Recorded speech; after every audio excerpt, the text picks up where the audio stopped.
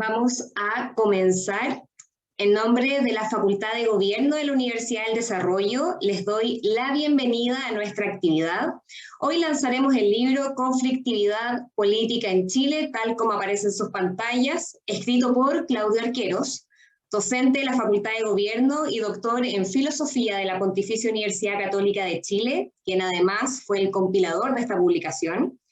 José Garrido, investigador de la Facultad de Gobierno y magíster en Filosofía de la Pontificia Universidad Católica de Chile, y Daniela Carrasco, cientista política de la Universidad del Desarrollo y candidata a magíster en Comunicación Política de la Universidad de Chile. Para comenzar, dejo con ustedes a Eugenio Guzmán, decano de la Facultad de Gobierno.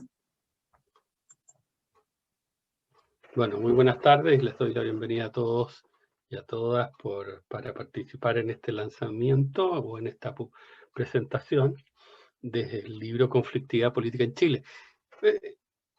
Creo que este libro primero es oportuno porque ya ha pasado un tiempo ya de lo ocurrido a finales de 2019. Estamos en un periodo que es consecuencia en gran medida de aquello. Y los ensayos que se presentan en este trabajo, a mi modo de ver, no solamente tienen la virtud de abordar esta temática, sino que tienen la virtud de un enfoque multidisciplinario, tremendamente novedoso respecto de lo que este fenómeno significa. Siempre, muchas veces, existe la tentación, el prurito, ¿no es cierto?, de hacer análisis sobre la realidad inmediata que se nos adviene. La ventaja de esta publicación, creo yo, es precisamente haber dejado un tiempo, haber visto, analizado de algún modo con data empírica. De hecho, uno de los trabajos que acá se presentan, nada menos que hace un recorrido por los murales que desde la calle República, ¿no es cierto?, hasta la calle Tobalaba, vimos, no todos, pero la mayoría, muchos de nosotros lo vieron o los miraron, y no solamente de esa perspectiva, sino que de los contextos, de lo que se habló, de lo que se dijo, de lo que se argumentó, de lo que estaba ocurriendo o sucediendo. En ese sentido es un libro, creo yo, tremendamente interesante, es un aporte a la comprensión del fenómeno y ciertamente podemos decir que en algunos casos, ¿no es cierto?, habrá un mayor debate al respecto. Sin embargo, creo que es un buen punto de partida, un buen conjunto de tesis e hipótesis que aquí se plantean. Así que no quiero más que felicitar a sus autores, Claudio Arquero, José de la Cruz Garrido y Daniela Carrasco por este aporte que hacen. En segundo lugar, y con esto termino mi saludo a ustedes, es agradecer a María José Nodón, como la profesora María José Nodón, como asimismo al profesor Carlos Frontaura, por haber accedido a participar y a presentar este trabajo. Y desde ese punto de vista no podemos quedar más contentos porque hayan aceptado, dada la profunda y robusta mirada que ellos tienen de la realidad y de lo que está sucediendo en nuestro país. Así que muchas gracias y bienvenidos, y espero que puedan, ¿no es cierto?, tener acceso a preguntas de lo que aquí se hable, si es que el tiempo así lo permite. Muchas gracias. Muchísimas gracias, Eugenio, por tus palabras. Y bueno, conceptos como élite, protestas, gobernabilidad, crisis política, desigualdad y anarquismo han estado en la palestra estos últimos años. Bajo este contexto surgió la idea de compilar diferentes miradas para entender las nuevas formas de conflictividad que se están dando en Chile. Hoy, este libro, como dijo Eugenio, será presentado por María José Nodón, directora de formación y académica de la Facultad de Artes Liberales de la Universidad Adolfo Ibáñez, y Carlos Frontaura, ex decano y profesor de la Facultad de Derecho de la Pontificia Universidad Católica de Chile. Así que dejo con ustedes a María José.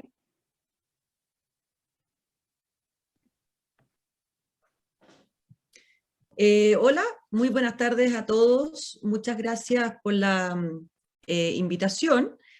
Y la verdad es que presentar un libro es una responsabilidad que por un lado me produce una atracción enorme y por otro lado me aterra también. Me seduce porque un libro como el que hoy nos convoca es siempre una oportunidad para reflexiones nuevas y para un ejercicio intelectual muy desafiante, como decía Eugenio, pero al mismo tiempo me aterra porque que a uno lo elijan para presentar un libro supone aceptar que toda lectura cae en un ethos muy particular del lector.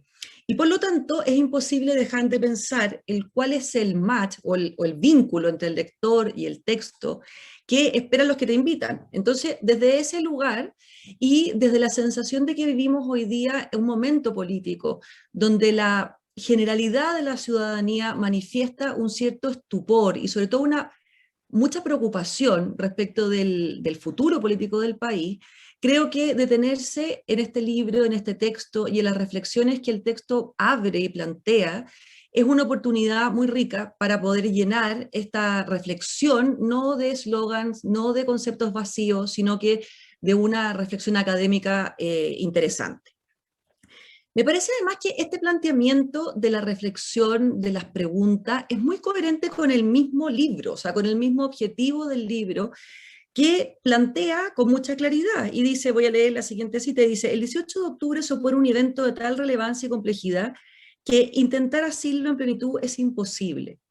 La única forma, plantea el libro, de acercarnos a él es mediante la recopilación de pistas que el texto va buscando en distintos escenarios, en distintos movimientos, en distintas coordenadas o distintas locaciones políticas, que alimentados por teorías filosóficas y de distintos otros orígenes, operan como focos de observación que pueden llevar a interpretaciones plausibles en las que podemos estar de acuerdo o no, pero que pueden siempre nutrir, ¿no es cierto?, un debate racional respecto del efecto, en este caso, del estallido social y su proyección hacia el mundo político.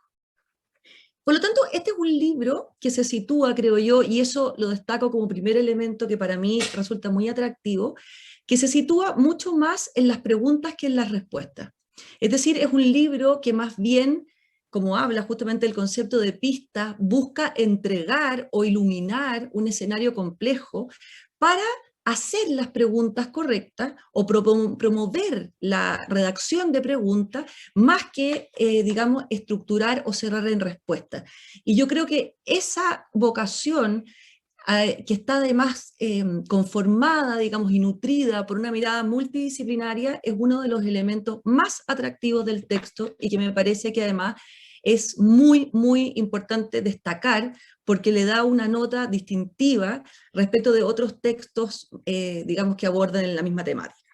En ese sentido, mucho más allá que hablar del libro, de lo que dice, ustedes están todos invitados y invitadísimos a leerlo, me parece más atractivo, siguiendo esta misma lógica, plantear 4 elementos, podrían ser muchísimos más, por supuesto, que tienen que ver con reflexiones que a mí, en este caso al lector, se activan a partir de la lectura del libro. Entonces, lo que voy a hacer es usar el libro como una plataforma de reflexión respecto de ciertas coordenadas o ciertas opciones o miradas o decodificaciones del mundo político que no necesariamente tenemos que compartir, pero que es interesante que surgen a la luz de la lectura del texto. La primera de ellas son, la he llamado reflexiones sobre la conflictividad. ¿Y por qué respecto de la conflictividad? Porque justamente este concepto es el punto de partida y es la bisagra que une las miradas planteadas alrededor del texto. Una conflictividad que adquiere características de organismo en toda su radicalidad y que en el fondo, conformada en su interior por una serie de conflictos de distinta naturaleza y de formas distintas, estarían hoy día imposibilitando el orden político. Me parece particularmente interesante esta tensión que el texto establece entre conflictividad y conflicto, y que cada uno de los autores utiliza a la hora de acercarse a su objeto de estudio de modos muy distintos y muy disímiles, todos ellos muchas veces complementarios entre sí. Conflictividad en las paredes con las que se abre el texto alude a estos conflictos, pero que se expresan en un sustrato físico concreto, que son los rayados de la ciudad. Y en ese sentido, el preciosísima metáfora de que las paredes hablan, nos fuerza, ¿no es cierto?, a decodificar ese lenguaje que aparece, ¿no es cierto?, en los rayados de la ciudad y que al menos a mí me resulta particularmente atractivo. Esa lectura del rayado, que está acompañada por las fotos en el texto y por una serie de gráficos que dan cuenta de los elementos de estos rayados, se complementa también en el capítulo 2 por las llamadas expresiones de la revuelta, que muchas veces van hacia derroteros distintos, ¿no es cierto?, pero que complementan la mirada de estos rayados de la calle. El trinomio arte, vida y revolución cobra aquí una relevancia muy, muy importante. Y lo primero que se me ocurre cuando leía esto era entender que el arte tiene tanta vocación de ruptura y tiene tanta vocación de arma de revolución, que las dictaduras y los gobiernos totalitarios suelen establecer altos cánones de censura, justamente reconociendo, a contrario sensu, la importancia que tiene el arte como manifestación de ruptura, que este texto justamente está planteando, y por lo tanto la necesidad del entorno político de dar a esas expresiones un valor y intentar decodificar su sentido. El capítulo 2 se detiene ahora en los conflictos mismos, ¿verdad? O sea, se adentra en los conflictos que forman parte de esta conflictividad general, en su naturaleza, en sus cambios, en sus nuevas expresiones, presentando algo que a mí me parece muy atractivo y que es una cronología que termina en el estallido social del 18 de octubre, que, cito, el texto dice, fue el desenlace de un proceso que venía gestándose hace por lo menos 2 décadas. Un proceso que uno puede observar, ¿no es cierto?, cuyas señales fueron desatendidas o al menos infravaloradas, ¿no es cierto?, como parte de un proceso mayor. La lógica aquí que se instaura es que esa lógica de hechos aislados ha cobrado su precio y un precio muy caro. Y me atrevería a decir que este planteamiento podría incluso uno continuarlo.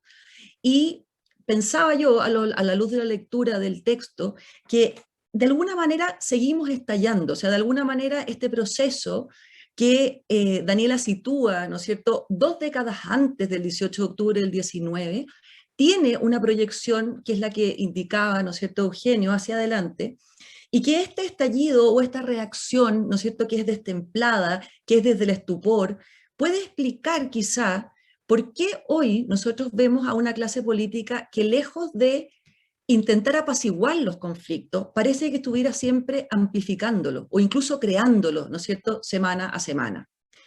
Estos conflictos que plantea, ¿no es cierto?, el segundo capítulo del libro y que son horizontales, disgregados, conducidos, si es posible usar la palabra conducción respecto de ellos, desde fuera, desde la institucionalidad, y que no buscan dialogar con la política formal, se insertan a la luz del tercer capítulo ya, y cito, en una democracia que perdió la épica del realismo, el principio de autoridad, los horizontes de sentido y que ciertamente no está exenta de otros escrutinios.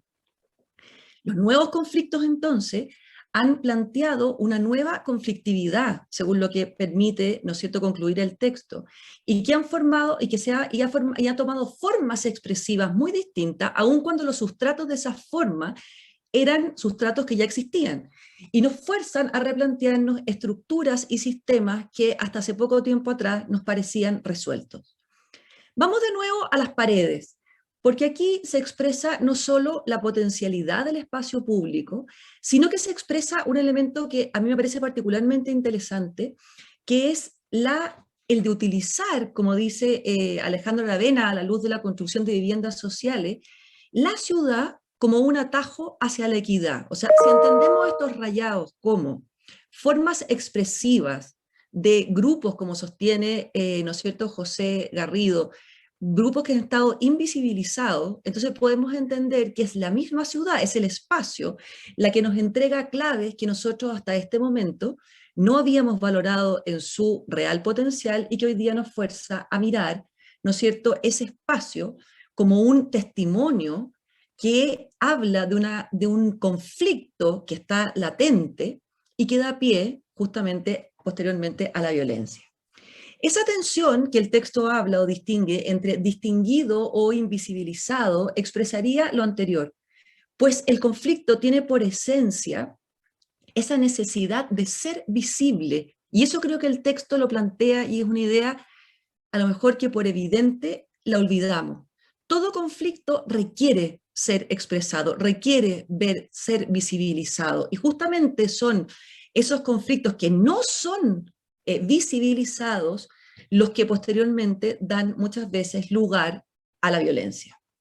¿Por qué? Porque si mis pretensiones, mis aspiraciones, mis dolores no son visibles, es decir, ni siquiera pueden ser conflictuados, no tienen ni siquiera la entidad para convertirse en un conflicto, entonces se abre un espacio emocional del que el texto también se hace cargo, un espacio afectivo de soledad, de silencio, de dolor, y posteriormente, al igual que en la vida personal, un espacio de desobediencia, de rencor, de desilusión, de falta de confianza en el cambio y, en definitiva, de violencia. Ante la percepción de que la institucionalidad no da las respuestas adecuadas a estas demandas, sostiene el capítulo 2, las subjetividades que están afectadas se alimentan de marcos de significación de las insurgencias, generando esta voluntad de movilización, ¿no es cierto?, que hemos visto en estos años con mucha fuerza, y que es también alentada por un éxtasis carnavalesco que tiene relación con la marcha, con esa marcha que es un momento de carnaval, que es un momento de celebración y que es un momento de performance y que es un momento de arte también en muchos casos. Los verbos que dan lugar, ¿no es cierto?, a estos rayados, y contiene tan interesantemente el primer capítulo, hablan justamente de ser verbos imperativos, son órdenes, ¿no es cierto?, que los destinatarios, cuyos destinatarios de esas órdenes son los ciudadanos afectados por aquellos que me han fallado. La intención es de denuncia, es de amenaza, es de consigna, y así, al cruzar estas variables, queda, al menos para mí, a la luz una complejidad que parece a veces casi aterradora. Esta nueva conflictividad, según lo que plantea el capítulo 3, conformada por nuevos conflictos y nuevos actores, es hija también de la dispersión de sentidos, de la ausencia de una verdad de significación trascendental y del relativismo ético, entre otros. Pero lo es también de la infinita capacidad de conexión que hoy existe entre elementos que parecían imposibles de estar conectados. Conexiones que son lejanas a la jerarquía, lejanas a la burocracia, y cuya finalidad, planteada desde el concepto del rizoma en el capítulo 2, permite nuevos posibles, constantes nuevos posibles, una cierta liquidez, ¿no es cierto?, una cierta relación no esperada. Entonces, la pregunta que el texto plantea ya de entrada, ¿no es cierto?, es si es posible hablar de democracia en estos contextos, y si es posible pensar en una representatividad real, en un bien común, en el diálogo, en los acuerdos, cuando nos encontramos en contextos como los que está analizando el texto. La lectura del libro, aun cuando la respuesta de los autores pueda ser distinta a la mía, me lleva a pensar que sí lo es, que sí es posible pensar en una democracia y sí es posible repensar esos espacios a la luz de lo que está ocurriendo. Pero para siquiera abrir esa posibilidad, es importante aceptar que una crisis de esta naturaleza plantea múltiples tensiones y que la forma de abordar esas tensiones en algún sentido está anticipando el éxito o el fracaso de esta reflexión. Tensiones, por ejemplo, entre las élites políticas y económicas y el sistema político parlamentario, entre las élites más educadas en tensión con los liderazgos sectarios populares, tensión entre transgresión y agresión, entre igualdad y desigualdad, entre lo horizontal y lo vertical, entre el opresor y el oprimido. Muchas de estas tensiones, casi todas las que he nombrado, aparecen justamente en el texto y están puestas desde un lugar que permite acercarse a ella desde su complejidad, pero además mostrando entre ellas esta distinta relación que se establece y que muchas veces nos es difícil de adentrar. Me interesa plantear como elemento de análisis respecto de esto que una tensión es lo opuesto a una dicotomía, y por lo tanto la binariedad no es la forma o no es la única forma de acercarse a ellas. Estas lógicas binarias, me parece, y creo que el texto da esa posibilidad de lectura, reducen la política y reducen sus objetivos, olvidando que aquello que está a la vuelta de la esquina impacta también lo que está bastante más lejos. O dicho de otra manera, que la carrera corta influye siempre en la carrera larga.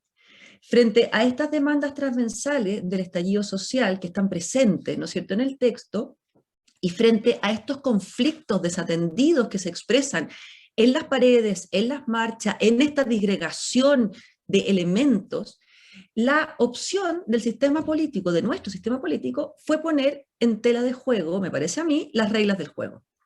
Y hoy es bien difícil obviar esa decisión. Pero no olvidemos que esta forma de abordaje no era la única que existía. Fue la opción que siguieron, pero no era la única. Y entonces ese análisis rico y complejo que plantea las tensiones, que plantea las dificultades, pero que abre las opciones, es justamente lo que este libro nutre, y por eso creo que es un elemento muy destacable y muy importante y muy nutritivo a la hora de la lectura. Segundo elemento que me parece interesante poner en común.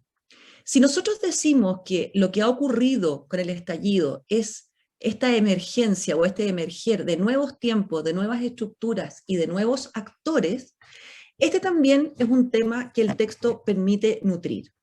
El capítulo 3 plantea que el etos que subyace a la actividad política contemporánea necesita ser repensado, pues nuestro sistema democrático habría atravesado, y cito, por el pensamiento del acontecimiento y de los discursos de la diferencia.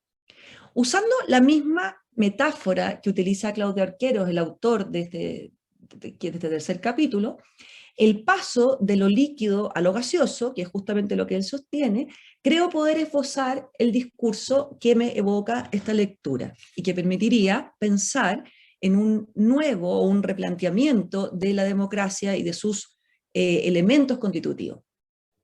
Lo sólido, sostiene el texto, ¿no es cierto?, evoluciona a lo líquido. Hoy hablamos de identidades líquidas, modernidad líquida, subjetividades también líquidas. Y desde ese estado se avanza a lo gaseoso, donde lo que existe se evapora y parece diluirse sin posibilidad alguna de ser asido desde las categorías que nos daban certezas y solidez. Frente a este escenario, me parece a mí que se abren al menos tres posibilidades, y perdónenme si continúo con la metáfora.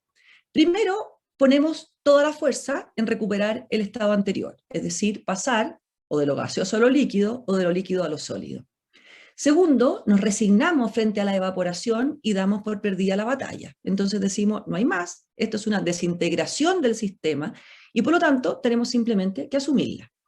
Tres, creamos nuevas estructuras para asir el nuevo estado, para hacernos cargo de ese nuevo estado. Creo que ninguna de estas tres posibilidades es digna de ser tomada en términos absolutos. Todas implican riesgos enormes. Y quizá una perspectiva histórica nos sirva para pensar en la posibilidad de que luego de la ebullición, que representa el estallido en este cambio de estado de la materia, lo que ocurre es la condensación. Y esa condensación permite el inicio de un nuevo ciclo, que en cierto sentido es parte del que ha acabado y comienza, ¿no es cierto?, también como un ciclo nuevo. En esta línea, si lo pensamos en esta evolución de estados de la materia, la democracia y los sistemas políticos no pueden quedarse fuera. Por ejemplo, existe hoy la necesidad de participación ciudadana, pero los partidos políticos se han vuelto ineficaces como canales de esa participación. Porque hoy día la ciudadanía parece organizarse en torno a causas, y esas causas permiten habitar en derroteros muy distintos entre sí. No nos encasillan, como ocurría antes, ¿no es cierto?, con los sistemas, o sea, con los partidos políticos. Por otra parte, por ejemplo, si pensamos en el sistema electoral, este sistema electoral debe equilibrar la representatividad sin olvidarse de la gobernabilidad. Pero al mismo tiempo da lugar a parlamentarios que también se ordenan por causas más que por miradas de largo plazo o por convicciones profundas.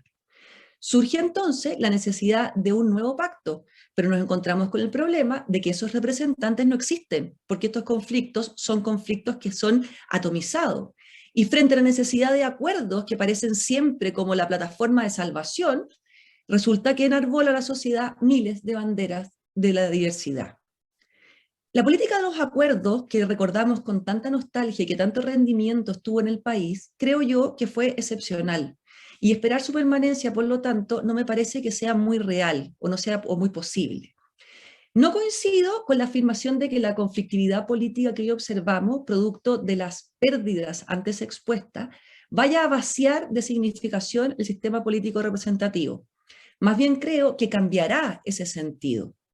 Lo importante es evaluar si somos capaces de mantener los mínimos necesarios para la convivencia social, es decir, si somos capaces de confluir en un cierto imago mundi o en un cierto espíritu de la época que permita la reducción del disenso a niveles tolerables.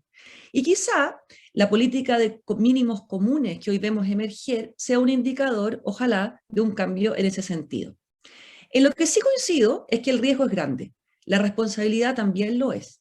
Y esa responsabilidad requiere hoy hacerse cargo de la conflictividad y de los conflictos, evitando toda tendencia a invisibilizarlos.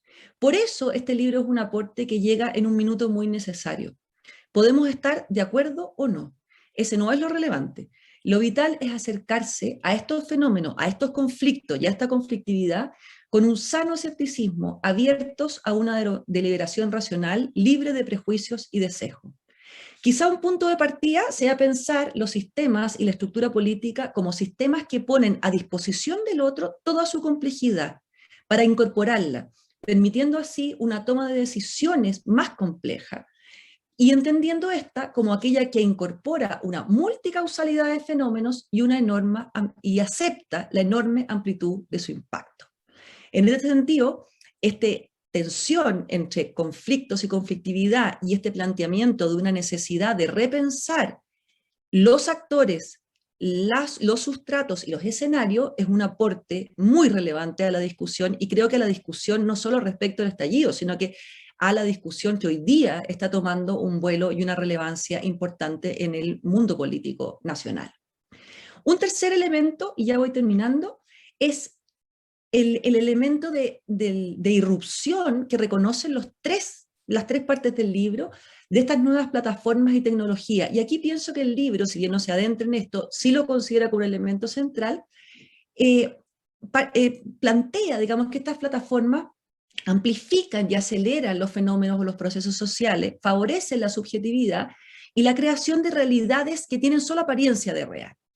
Este fenómeno creo que es importante dedicarle más tiempo, porque impacta de manera muy fuerte en la política y nos fuerza a considerar, como dice o como sostiene Noah Harari, en la relevancia que va a tener la gestión de datos en un escenario nuevo de la política de la globalidad. Un asunto que puede generar conflictos y conflictividades muy nuevas, muy profundas y con efectos que todavía no somos capaces de sopesar. Por último, creo que el texto deja planteado desde una mirada, digamos, si queremos, más bien no esencial, sino que accidental, es decir, como tocado alrededor del texto, el concepto de dignidad. El estallido social plantea una dignidad como concepto que permite ir más allá de un yo destinatario, es decir, la transversalidad del movimiento en alguna de sus partes, como se plantea en el capítulo 2, da cuenta de este fenómeno y naturalmente reviste esa de emocionalidad la causa.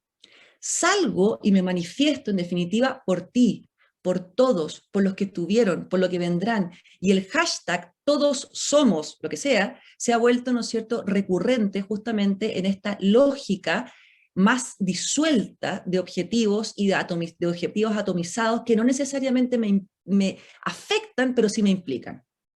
Por eso creo fundamental la distinción que se hace entre los distintos actores del estallido. Los actores, ¿no es cierto?, que son antisistema, los violentistas y los que no lo son. Porque mezclar es confundir e invisibilizar esta conflictividad, y ahí está el riesgo. La dignidad permite corregir una mirada excesivamente también economicista, muchas veces planteada, y desligada de la experiencia humana, y hacernos conscientes de las profundas implicancias sociales, económicas y políticas que la dignidad tiene. Esta renovada conciencia de dignidad debe ser apelativa y debe relevarse como fundamento de la vida social, repensando, modificando y creando un nuevo etos político que dé espacio al conflicto y que no pretenda para reconstruirlo afirmarse en certezas antiguas, sino repensarlas para poder cambiar de ser necesario o volver a ellas, pero con renovada visión y comprensión. Muchas otras serían las reflexiones que podría hacer a la luz de este libro, y por eso los invito a leerlo con detención, a pensarlo, a reflexionarlo y a nutrirse del trabajo no solo intelectual, académico y teórico y de observación que el libro plantea. Y así poder, ¿no es cierto?, tomar este texto como un desafío para ser parte nutrida, intelectual y académica de una reflexión sobre justamente esta nueva conflictividad y nuevos conflictos que nos involucra a todos. Así que muchas felicitaciones y muchas gracias por la invitación. Bueno, buenas tardes a todos. Un saludo especial, digamos, a María José, que me precedió, a Eugenio, en fin, a los autores del libro, ¿no? A José de la Cruz, a Daniela, a Claudio. Muchísimas gracias por esta invitación, a tratar de comentar algunas cosas sobre el libro. Como ya adelantaba María José, el libro genera o gatilla una serie de reflexiones y por lo tanto es un libro con el cual uno puede estar permanentemente, no sé si permanentemente, pero muchísimo rato dialogando. Así que yo voy a tratar de aportar algunas claves desde mi perspectiva que el libro ofrece. En primer lugar, y aquí no me voy a detener mucho porque también lo comentó, y creo que a todos nos produce el libro una búsqueda, ¿ah? El libro es una invitación a buscar, es un mapa. Y en ese sentido, como decía María José, recordando unas palabras que están al comienzo del libro, diríamos, ofrece pistas. Es un mapa en el cual uno puede adentrarse de distintas maneras, y además ni siquiera en el orden en que están propuestas por los autores, sino que uno puede partir desde el final o partir del medio, en fin, como lo considere adecuado, para poder tratar de aproximarse a ciertas realidades y a ciertos hechos que se produjeron a partir del 18 de octubre en Chile. Por supuesto, la mirada, entonces, es una mirada que entrega herramientas y pistas que van mucho más allá de aquello que comenzó a suceder esa semana del 18 de octubre, como bien relata Daniela, diríamos, en el primero de sus trabajos, de sus ensayos, en el segundo capítulo. Este es un primer elemento, ¿no? Es un mapa, es una pista, es que nos ayuda a todos a dialogar con el libro y a reflexionar. Y en eso yo creo que hay un aporte sustantivo. Lo segundo que yo destaco en este libro, en términos globales o generales, es que ayuda a intentar comprender aspectos importantes de la emocionalidad existente en octubre del 2019, ¿no? Por supuesto, el trabajo de José de la Cruz, diríamos, Garrido, nos lleva a mirarlo en los letreros, lo que la calle dice, ¿no? Lo que dicen las paredes, creo que esa es la frase o la palabra con la cual se titula su texto, ¿no? Ahí ya hay y en la elaboración en ese registro fotográfico de noviembre del año 2019, de 1900 y tantas, diríamos, rayados que él va seleccionando y va ordenando para tratar de ver qué es lo que dice la calle, a quién se lo dice, por qué se lo dice, en fin, etcétera. Todo ese trabajo que ahí se realiza nos ayuda a ir comprendiendo cierto nivel de emocionalidad de ese momento. Pero por otra parte, también el trabajo que expresa Daniela nos permite adentrarnos en otra dimensión de esa emocionalidad, especialmente en aquella que tiene que ver y que está en el tercero de sus trabajos, diríamos, de su ensayo, que tiene que ver con los movimientos anarquistas y con los movimientos feministas, ¿no? ¿Qué tipo de emocionalidad es la que esos grupos representan y por qué lo representan? ¿Desde dónde viene, diríamos, eso? A mí me parece también que resulta muy iluminador. Y por supuesto, aunque persigue objetivos diferentes, también el trabajo o los trabajos de Claudio Arquero nos ayudan a destacar esa emocionalidad presente en este conflicto o en esta conflictividad de la cual el libro pretende dar cuenta. Entonces tenemos un mapa, y a su vez ese mapa también nos entrega no solo elementos teóricos y racionales para comprender, sino que también elementos, digamos, emotivos, afectivos, ¿no? Cómo la emotividad, cómo la afectividad tuvo impacto o influyó sobre esa conflictividad, o influye todavía sobre esa conflictividad. En tercer lugar, me parece muy destacable en este texto, y que los cruza los tres, que no cae en lo que podríamos llamar el parroquianismo, ¿no? No es en lo parroquial, ¿ah? Creo que los tres textos dan cuenta de la existencia de un fenómeno que trasciende a Chile, que trasciende al modelo instalado en Chile con el gobierno militar o a partir de 1990, que trasciende incluso al problema constitucional o al momento constitucional. Más allá que, como dice Daniela en su ensayo, diríamos, el significado el significado que se le da a la reivindicación de dignidad sea el del cambio constitucional, ¿no? Pero más allá de eso, estos trabajos dan cuenta de un fenómeno que trasciende lo parroquial. Por ejemplo, el primer trabajo, el primer capítulo de José de la Cruz Garrido, nos va mostrando como estas subculturas que él va relatando, que hunden sus raíces, digamos, en el gobierno militar, o incluso más atrás, con el muralismo, diríamos, en los años 60, esas subculturas juveniles, que uno podría catalogar como predominantemente juveniles, y por una parte son, y él lo destaca mucho, ¿no? Son marginadas, invisibilizadas, y en el sentido que no pertenecen a la élite, pero por otra, son globalizadas. Están vinculadas a fenómenos musicales, a experiencias extranjeras, él habla de la cultura chicana, ¿no? Estadounidense o latinoamericana. Las barras, en fin. Hay un cruce ahí, hay un elemento que nos muestra cómo estas subculturas juveniles no son subculturas parroquianas nuestras, diríamos, o fruto de una situación económico-social y político-institucional simplemente chilena, sino que obedecen a movimientos que están más allá de nuestra frontera. Lo mismo pasa con Daniela. Efectivamente, en su primer capítulo, en su primer trabajo, Daniela Carrasco no hace un recuento, ¿no? Desde la ACES o desde el comienzo de esta ruptura, de esta reivindicación de movimientos sociales horizontales, y que se produce en esta ruptura entre la ACES y el Parlamento Juvenil, por allá por el año 2000, y hace toda una evolución hasta ahora. Pero en su segundo capítulo, diríamos, sin perjuicio de algunas referencias que hay en su segundo capítulo hace una reflexión que muestra cómo el movimiento feminista nuestro, o el que se empieza a expresar a partir del 2018, hunde raíces muy fuertes en una cierta tradición y reflexión feminista que viene desde los años 60 y 70, digamos, ¿no? En todo el mundo, en Estados Unidos. E incluso como algunas de sus manifestaciones o expresiones visuales unen sus raíces o encuentran sus raíces últimas, diríamos, en fenómenos, en manifiestos situacionales o situacionistas, no recuerdo exactamente, no conocía ese manifiesto, diríamos, que Daniela nos muestra ahí, como un manifiesto artístico de los años 50. Y lo mismo respecto a los movimientos anarquistas.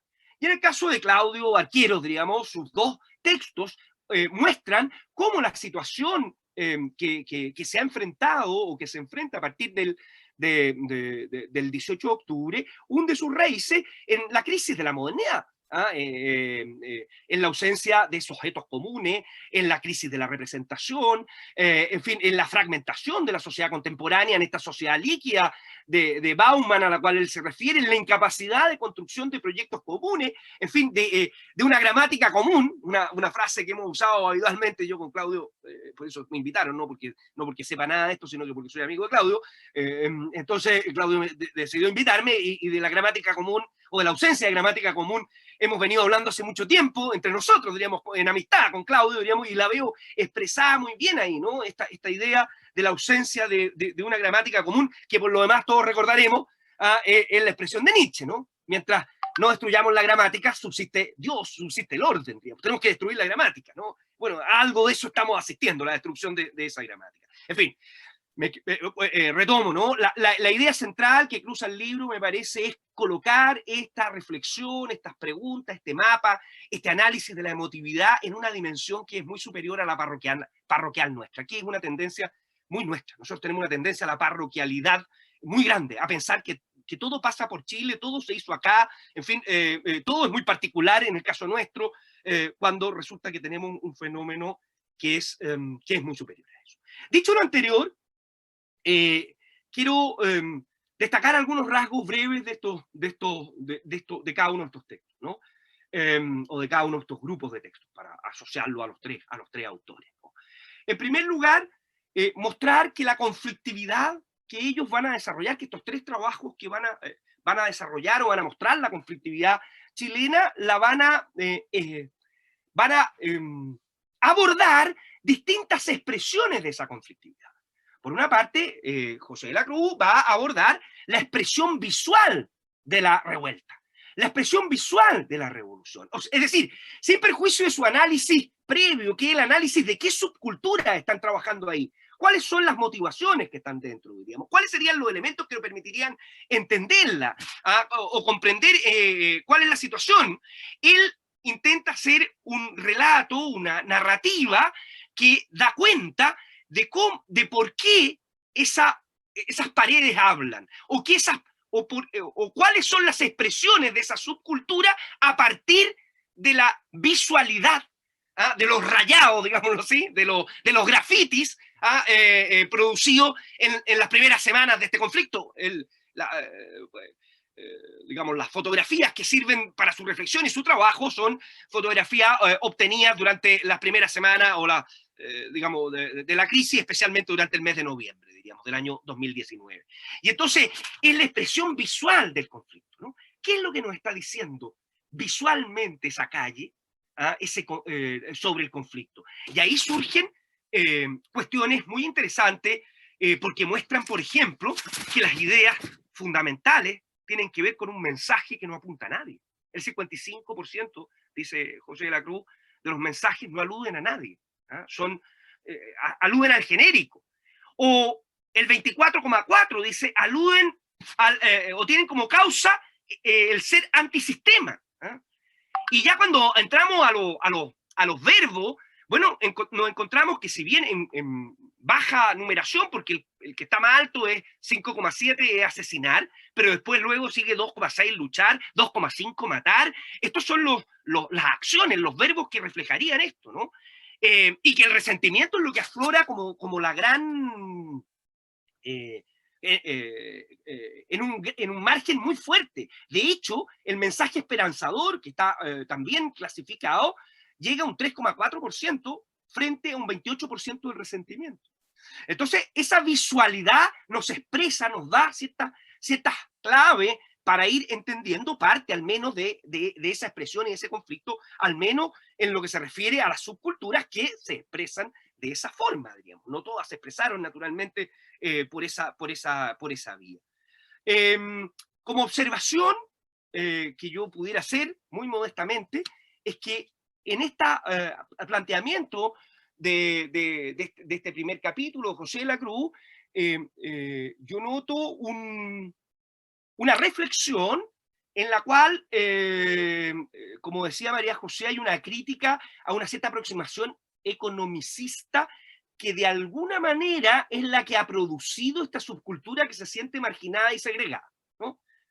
Pero luego, cuando terminamos, cuando se concluye el trabajo, al final aparece como que el gran problema, lo que genera toda esta demanda, nuevamente caemos en el economicismo, es decir, en la lógica de que es el bienestar material lo que ha llevado a la aparición de estos antisistemas, a la aparición de esta emotividad, digamos, ha sido la desigualdad material, en definitiva, la única causante un poco de estos fenómenos.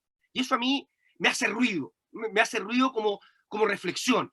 Si de alguna manera es el economicismo el que nos ha llevado a esta diferencia, y al mismo tiempo terminamos concluyendo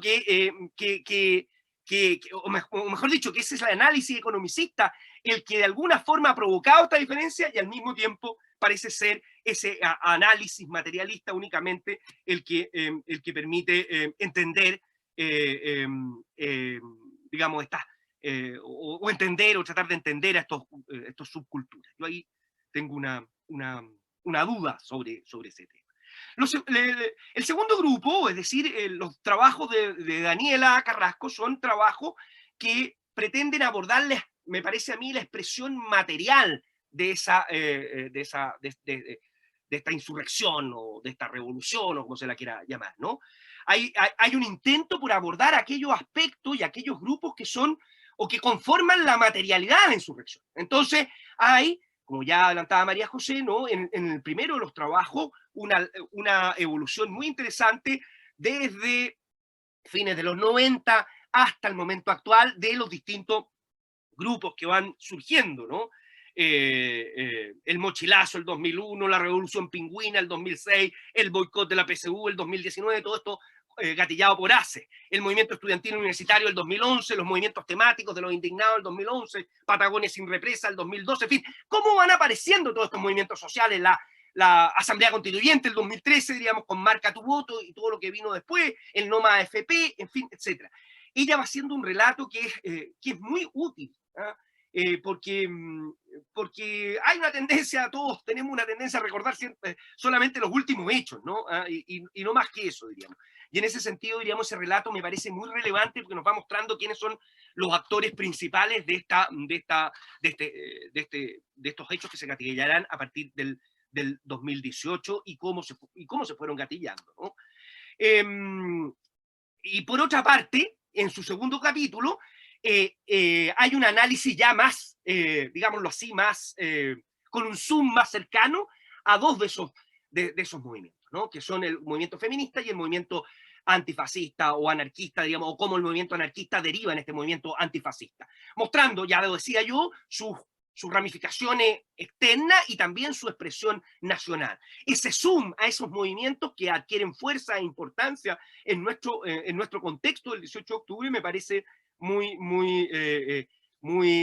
desafiante, muy interesante, diríamos. Entonces, no solo está el relato de lo ocurrido desde el 2000 hasta hoy día con algunos de los actores, sino un zoom específico a estos grupos. Por eso digo que es la expresión material, digamos, de la conflictividad. Ahí yo diría como observaciones, como reflexiones, me parece que cuando habla del movimiento social enfatiza mucho la transversalidad, es decir, las edades, las realidades, las posiciones socioeconómicas que se habrían expresado en la conflictividad del 2019 y que habría una gran transversalidad. Yo no niego eso, no tengo datos más que la experiencia personal. Como muchos saben, soy consejero del Instituto Nacional de Derechos Humanos y en tal calidad me tocó observar varios de las movilizaciones y protestas en vivo y en directo de esos días, y en concreto de esa gran marcha que la intendencia, que la intendenta del momento situó en más de 1 millón de personas, aunque los cálculos hacen que eso sea imposible, diríamos, por los sectores. Pero bueno, en fin, ya eso ya no es tema mío.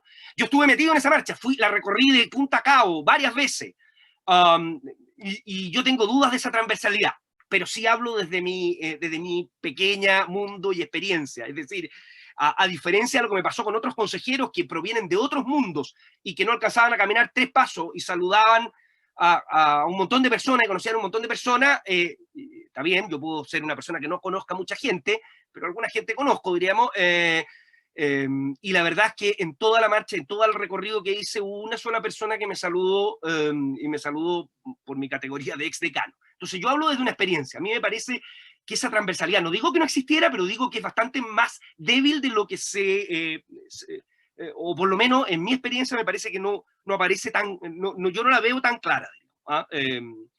En segundo lugar, digamos, y como segundo elemento, se habla de los actores políticos antisistemas, habla Daniela, y aquí yo haría como un comentario, ¿no? En general se refiere a los movimientos extraparlamentarios y particularmente los movimientos extraparlamentarios vinculados a aquellos movimientos populares o movimientos violentistas, digamos, incluso el BOP, nacido en los 70 o en los 60, diríamos, y nacido después durante el gobierno militar, y que habrían estado sumergidos y que vuelven a aparecer, ¿no? Yo pienso que algo de estos movimientos antisistema siguen siendo gatillados, igual que la transversalidad, en parte al menos, por movimientos muy tradicionales. En esto no veo cambios sustantivos de lo que, digamos, de lo que ha existido, por último, en los últimos 100 años, ¿no? Daniel, aprovecho que cita a Gabriel Salazar. Gabriel Salazar trabajó mucho lo que se llama la Asamblea Constituyente de Intelectuales y Obreros del año 24, diríamos, una asamblea que presenta una serie de propuestas para hacer una nueva constitución. Esa asamblea también pretendía la transversalidad de hoy día, la idea de los movimientos sociales. Gabriel Salazar ha trabajado mucho sobre esa idea, Yo he tenido oportunidad de dirigir tesis sobre eso y las conclusiones a las que han llegado mis tesistas, no yo diríamos, pero con buenos materiales, que esa asamblea está totalmente controlada, o en buena parte controlada por el Partido Comunista, diríamos. Entonces yo no sé, digamos, hoy día, si estos movimientos y esta transversalidad que se reclama como horizontalidad o no, no haya algún tipo de vinculación con el Partido Comunista, porque es una de las formas tradicionales de operar, digamos, es por esta vía de la transversalidad. Bueno, pero en fin, no quiero seguir con ese detalle porque se me va la hora. Y el tercer grupo, digamos, el tercer capítulo, que son los 2 capítulos de Claudio Arquero, se refieren a la expresión formal de esta revolución, ¿ah? A la expresión formal de esta insurrección. Cuando uso la expresión formal, lo uso con cariño para Claudio, que es filósofo, ¿no? Es decir, el constitutivo formal, ¿no? La causa formal de la revolución.